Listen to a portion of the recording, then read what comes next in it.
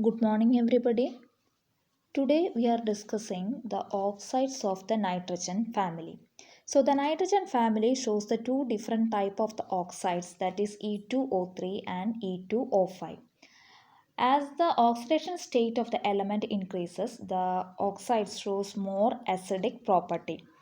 And when we are comparing the group nitrogen, phosphorus, arsenic, antimony, nitrogen and phosphorus oxides are purely acidic, and arsenic and antimony it is amphoteric in character, and bismuth is basic in character.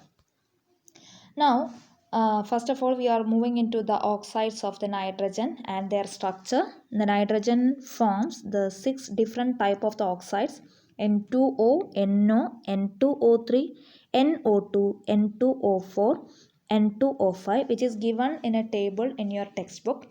And first one, N2O, the oxidation state of the nitrogen is +1, and it is dinitrogen monoxides. The oxidation state and the name of the oxide it is given in the table in your textbook. So you please study the structure of the individual oxides of the nitrogen. It is very important. The oxides of nitrogen is very important. First one we are discussing N2O. N2O it is a linear geometry, and the molecule is undergoes resonance, and the molecular formula is N2O. The second one is NO. It is also a linear molecule, and the one of the speciality of the NO is that it contain a odd electron. So that's why they are paramagnetic in character. We should study the dot type of the molecule, dot type structure of the molecule. That means Lewis structure. So the N2O and NO are the linear molecule.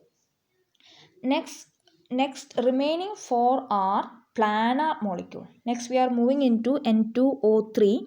In the N2O3, the structure is planar, and it is also undergo the resonance structure. And the fourth one is NO2. So NO2, in the NO2 the structure is planar, but it is a bend shape, and it is also containing an unpaired electron, odd electron. And the next is the N2O4, that is also planar. It is undergo the resonance structure. The final structure is N2O5. So the N2O5 is planar. So these are the six different type of the oxides of the nitrogen.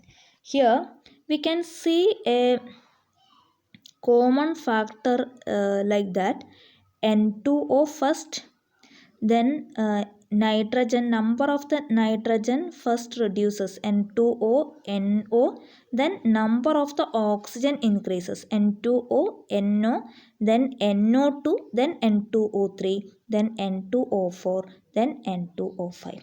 So it is very easy to study the oxides of nitrogen. First, the number of the nitrogen is very high, N2O, then NO, then NO2, then N2O3, N2O4, then N2O5. So number of the oxygen is increases. Now we are moving into the oxides of the phosphorus.